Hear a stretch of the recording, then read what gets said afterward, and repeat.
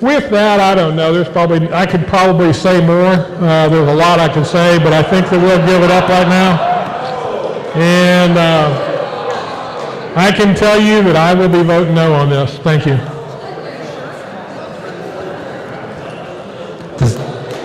Mr. Chairman, this is not a friendly amendment.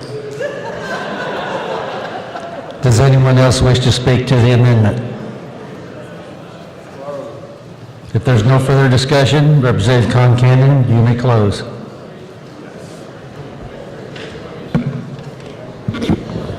But it's a friendly carrier.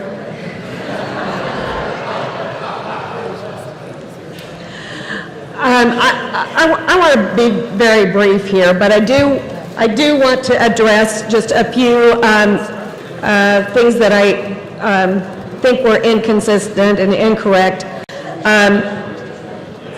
Don't confuse, please don't confuse the privilege fee with the newly eligible and the currently covered. There's a difference between the bills and what will be covered under the 4%, what will be an attempt to buy out the 4% cut. The newly eligible are covered as well as the currently eligible, so there's going to be no cutting in line. There's no state that's underwater. I am the CSG Midwest co-chair of the Health Committee. I'm also the National CSG Policy Director, and I will tell you we have reports on this every meeting, and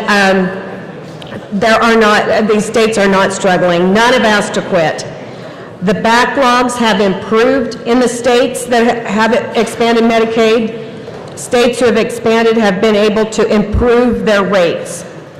So the bottom line is, who do you think pays for this now? We've heard a lot about money, about cost, about the federal level. So who do you think pays for this now? The answer people say is we do.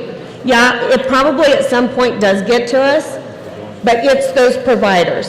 Those providers are paying for a system that's broken, and they are being allowed because of philosophy to carry the heavy load on this. 1/3 of the hospitals in Kansas are in danger of closing. The best way to support small hospitals is to support Medicaid expansion. You heard a lot of numbers today about who gets how much. The fact of the matter is, some of those hospitals are really small, with an average daily census of 2 or 3 patients. They don't take care of as many of the uninsured, so they don't get as much. But them being able to survive on their own is what prevents them from being swallowed up into the systems of the bigger hospitals. Now, I don't want to get into a division of battle between large and small hospitals, and the reason you haven't heard a lot of that this year is because they are banded together. But the fact of the matter is, Via Christi in Wichita has laid off 700 employees with the average salary of $65,000. We've talked a lot about jobs today. This is important. We're not creating new jobs. We're trying to sustain what we have. I also want to mention that 4 years ago, when I started working on this, I was absolutely in opposition of it, and immediately started understanding the need and met with people from the second floor, and I said, this is what's happening, and I explained what's happening to the people of Kansas, to our providers, and they said, yeah, but don't you think we could come up with a Kansas plan? If we put our brains together, don't you? Well, have we seen one?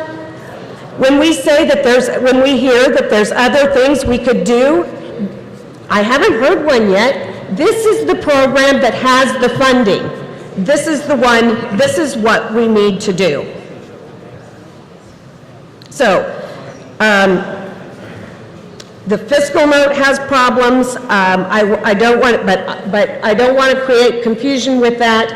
The numbers that are provided in 18 are the numbers for 19. So that information that I've given you is correct. 82% of Kansans in the last poll support Medicaid expansion. Go back to when we created managed care. We would like to work with the patients to give the right care at the right time, at the right place. And all of these providers that came and testified to our committee, all they're asking for is let's work together. Let's quit looking for reasons to say no to $1 billion, and let's start working together for the people of Kansas that are uninsured, for the people of Kansas that want to have their hospitals stay open, that want their safety net clinics available to them.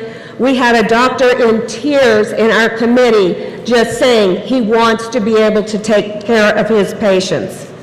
Let's band together, work together for those people, for those providers, and for the people of Kansas. Thank you. I close. Do you move your motion? With that, I move my amendment.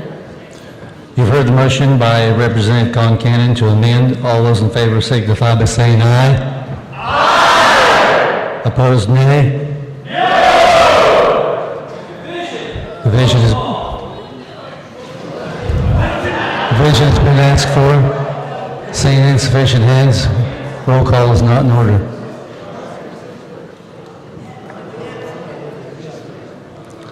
Clerk will open the roll, and you may vote.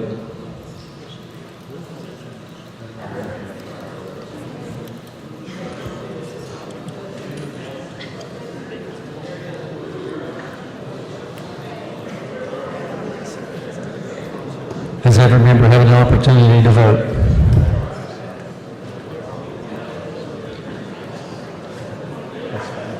Keep pushing them.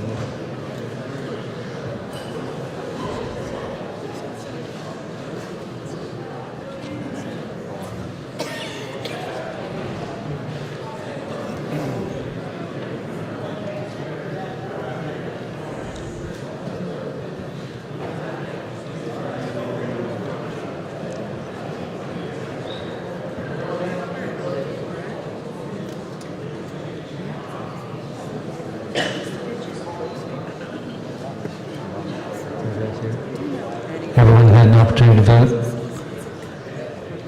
The clerk will close the roll and take the tally. 85 having voted in favor, 40 against, the motion carries. We're back on the bill as amended. Okay, I'm on page 225 now, if you guys are following along. Measures and create procedures to encourage states to use such measures to voluntarily report information regarding the quality of health care for Medicaid-eligible adults.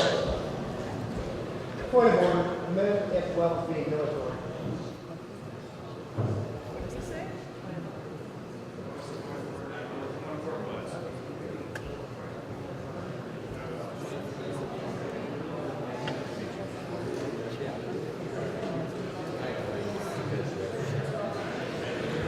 Asking for a ruling from the Rules Chair.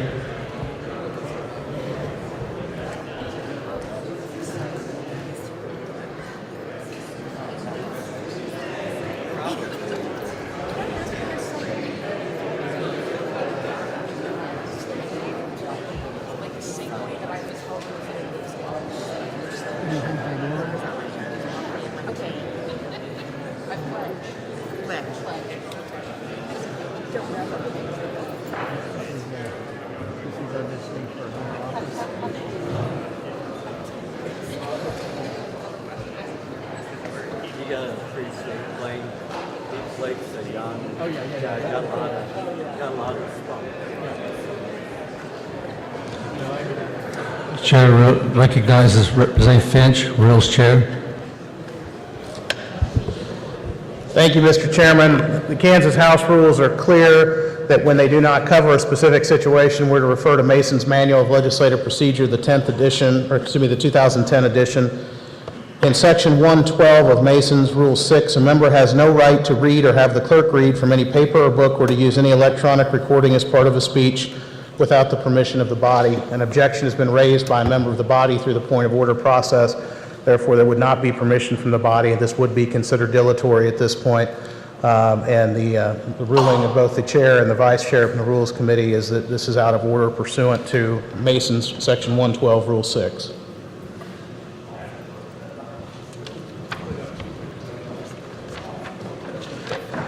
I tried.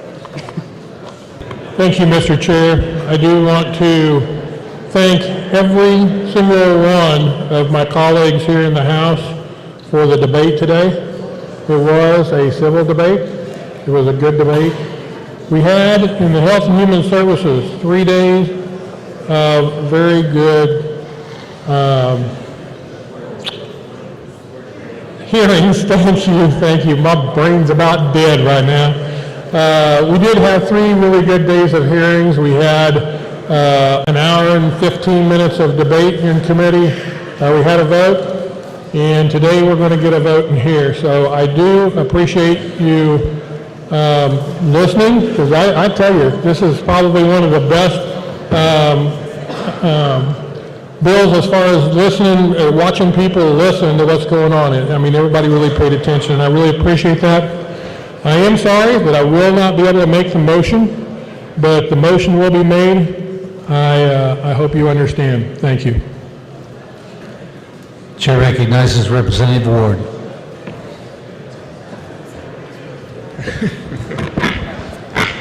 With pride that we are finally taking this step, when the committee rise and report favorably House Bill 2044 as amended for passage. You've heard the motion by Representative Ward to report House Bill 2044 as amended favorably. All in favor signify by saying aye. Aye. Opposed, no. No. The ayes appear to have it.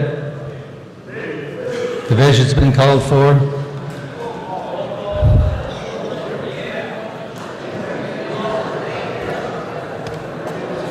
Seeing 15 hands, a roll call is in order. The clerk will open the roll and you may record your vote.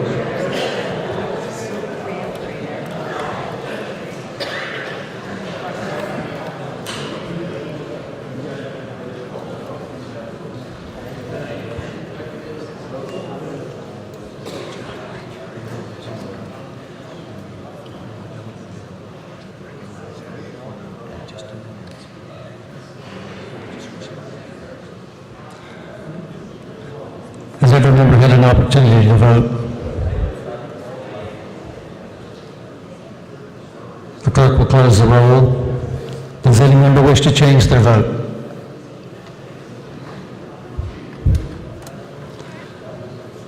$83 have been voted in favor, 40 against. The motion passes. The clerk will record the vote.